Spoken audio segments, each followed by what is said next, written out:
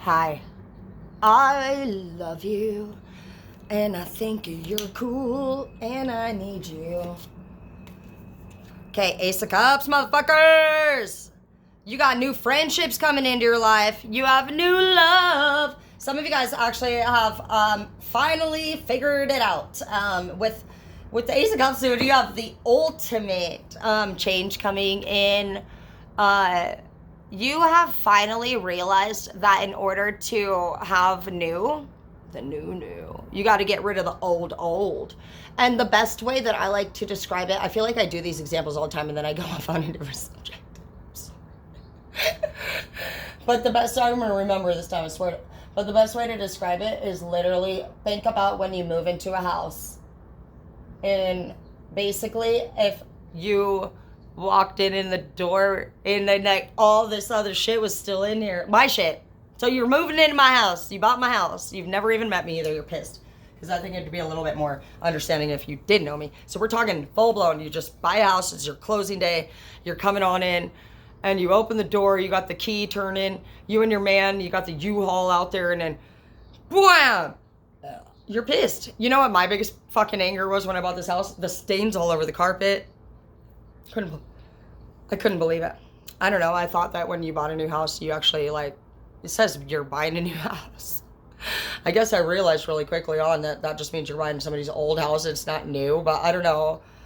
If you say the words enough times, you're a believer of that shit. But yeah, it would be like that for us with our new life. If you don't remove things that were there before, you have clutter now. And it just doesn't fit well. It doesn't look nice. It's too much. It's a lot of disorganization. It has no like theme, no harmony. You know, that's basically the same vibe.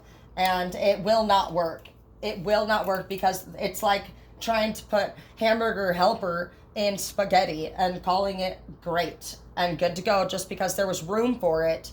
Or you didn't get rid of it yet. You know what I mean? And these are things that you really just have to take seriously. Some of you guys have done that. You've also realized that,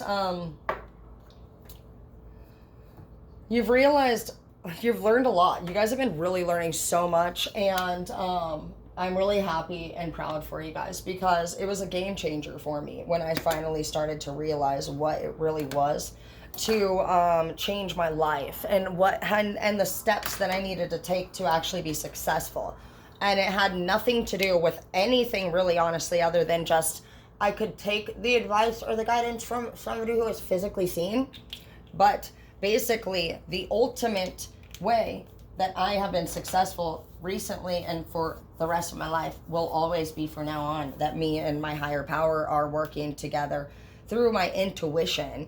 And that was something that I never did before. I just called it a feeling.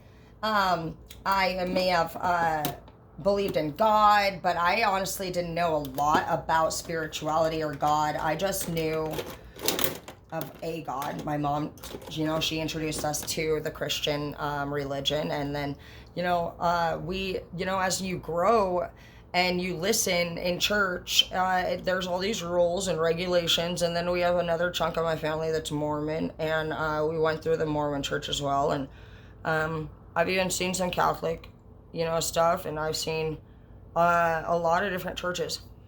One thing I just never threw out, dude, we went to church every Sunday, even my whole relationship with Zeke, and that was 8 years, and we got in a lot of fights over it too because it was football Sunday. But I was very honorable when it came to Jesus and church, but I never did get baptized, actually. My mom, she didn't require us to actually choose what religion, which is interesting to me that she says we didn't have to choose a religion. She gave us free will on that, and I swear to gosh, that's the only thing that I think I can ever remember getting free will with when it comes to her. And that's fine, I'm not angry about it, but I actually am impressed that she actually respects God so much, and that is one thing she respects, is God. She loves God, and that doesn't mean that she's perfect in any way, but in any way. Who's talking? Mom, I love you. You're fucking perfect in every way. What in the actual fuck? I'm sorry. Fudge. But basically, I just think it's just really cool. Like, to me, that shows like that she put herself second in that matter. But I've just found that I really didn't feel a true connection. I did feel a connection with the Mormons, but I was looking at the reality of what they wanted in their from their women, and I'm not a Mormon woman at all. I mean, I wouldn't be able to do anything anymore. I wouldn't, and I mean, that's great for you if you think that you need to do all that, but I'm not gonna wear clothes that cover all of my skin just because like that's what they believe, and I do respect it. I'm not gonna not wear a bikini because it's against the religion, and I'm also not going anywhere near that temple, and I don't know why the fuck you're looking at me like that. I swear to boo, they look at you funny, the men. Then the women, you just fucking supposed to be popping babies out and shit? No, ain't fucking doing that either. I don't even like babies, so you're shit out of luck, but it was nice to meet you. I did go to church for the Mormons for years, though. We even got to the point where we loved it so much. We were doing 2 or 3 church meetings a week over here, actually. I started doing bonfire meetings outside and stuff, and I almost caught the Mormons on fire the last time they were here. They were horrified. They said, well, they kept trying to ask me over and over to get baptized, and like when you force me to do anything, I just start raging, and it's like I can't, like, I'm not thinking straight, and like I remember her eyes in the firelight, and you know what's crazy? They even declared that they thought that I was a prophet, which is obviously crazy as fudge, that I would have that kind of honor from the Mormons. And they had brought elders over at one point to even like see what the elders thought about my prophecies. They wanted me to come in and be baptized. I don't believe in prophets I believe in prophets, but I don't believe in the 12 elders or prophets or whatever they want. Yeah, it's just the 12 prophets. I don't need a book or a set of rules. I could use some rules and use some discipline, but I don't need discipline or a set of rules, or even more importantly, I don't believe in anybody's rules to a complete set in order to follow them. And I believe in being honest, and I believe in not committing to things unless you truly, really freaking can. So I wasn't able to honor really anything except for going to church. I did dress with my clothes covering my chest area, but like I was obviously already covering my breasts, but at one point I think I just even had this area open, and I was like just in church one day, and I looked around and I saw that was not allowed there. It was actually very much a problem, and nobody said anything. They were really kind, but like those are moments where you're like looking around and you just realize like, holy shit, dude, I'm like actually sinning right here in church, and the people definitely noticed, and these beautiful angels have not even made a single. I had no idea. I was just simply in church observing, and I saw all their outfits, and I realized I was in a crime outfit basically. But for me, that's what's been really amazing about this journey, is that as I navigate my way through, I still have God in my life. I've went to so many churches, from Life Center to Edward had a church he ended up doing a roof on. And the pastor just loved their work so much. He kept bringing them sandwiches. And at one point, he got involved with that church, and we went to that church. It doesn't matter what church. We've just always loved spirituality and God. And that's what some of you guys are starting to get into that if you weren't already. But there's so much out there to explore when it comes to bigger things than this world on Earth. And that this is what they call the 3D here. And we're not supposed to be attached to 3D things. And by unattaching yourself from these things, you become free and you enjoy life instead of worry all of the time. When you understand that everything on earth that you can see or touch will always be, it's a loan from the universe, and it's an opportunity to experience something new with someone new. It's an opportunity to learn, to relax, to enjoy. Whatever it is that you end up doing with that time or that person, it's really kind of based off of like what you see them really as in that moment. And like if you see them as a loan or a rental car, type thing like that, you might take care of it quite a bit more, wouldn't you think? If you knew that you were going to lose it and you didn't know when, and that was something that was said to you, I don't see how we couldn't do things better. we would be worried, you know? What if somebody told you, here, you can have Tara. You know, I'm going to pretend and use this sample. It's like, I get a lot of people that are really fucking sweet. And that's why I don't engage with you guys. And it's not because I don't think you're amazing. I definitely think you're amazing. It's that unless I can commit to you just as much as the church, I wouldn't play games with you, okay? I'm an honest person, so.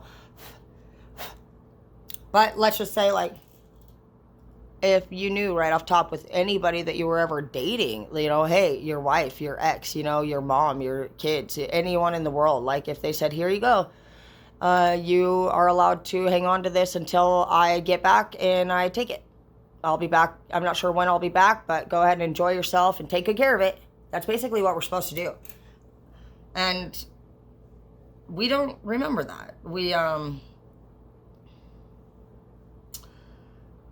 We get something and we think we've achieved it. We think it's our victory.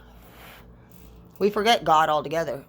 And a lot of times, sometimes people even blame God for taking it away. That happens all the time. And no, it says from the get-go, nothing's ours. I mean, we're on Mother Nature. We're on the earth. We are in the galaxy. There's the ocean itself is so big. There's so many parts that have never been explored. Like, there's just millions and millions and millions of square inches of all this different galaxy and world that we've never seen, know nothing absolutely about whatsoever. And all the while, we are actually up here on land, some of the most powerful creatures. And we don't use our power in the best way at all. We act like we're powerful. We make messes, we pollute the universe, we do a lot of things, and it's not beneficial whatsoever. It does not bring profit universally.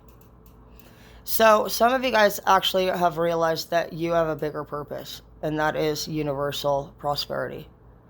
You understand that you are a light worker and that you are somebody who is extremely, extremely more advanced than pretty much everyone around you. A lot of you guys could be feeling like you've been alone and doing your own thing and have your own ideas for your whole life.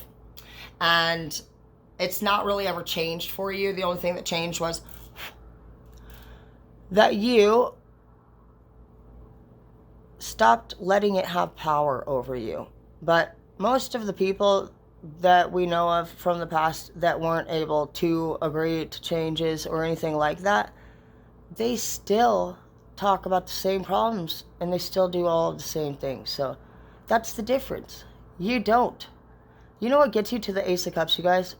Having true happiness and love, and you're excited. You know, if somebody gains a victory, you're excited for them. You're gonna know right now if somebody's pure based off of anything and everything that they choose to talk about. And if anybody honestly wants to pay attention to people that show up and want to open conversation with anyone else's business. Even if you feel like you're special or this person doesn't supposedly talk to anybody and they're talking to you, there's a damn fucking reason for why they're talking to you with those type of people.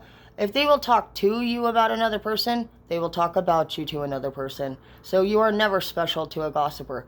No good-hearted person needs to go talk shit about anyone behind their back. Every time I hear anything, I don't even let people finish. I literally I jump the fuck up instantly, even every time, dude. My kid, even last time, he fucking tells me some shit. He's like, Mom, don't go. I'm already gone. Like, if my staff, like, says shit in front of me, which they were scared, they were fucking always gossiping. I say, guys, I am going to, unless this person is in the room, you guys need to either tell them, have you talked to them about it, or literally you can pick up the phone and call that person. I've done it before. I did it right in front of one of my staff, and I'd already made it very clear what I was going to do if they did it. I said if they did it to me anymore, then I was going to call them and bring them on to the phone call through three-way. And I crap, you know how you do, their faces were priceless. And so you got to be paying attention to things like that. If you are somebody who wants to put yourself in situations to make your life harder, You're actually putting out negative universe by thinking the thoughts that you think. So how you're going to figure out how prosperous you're currently are with the universe is the universe determines your value and your advancement and your promotions based off of your purity. So think all your thoughts and your feelings, that's what I'm going to end this and start a new one. I always say that. Just like, I think I talked about religion. I don't even know what happens. I'm sorry. I was like, I'm not.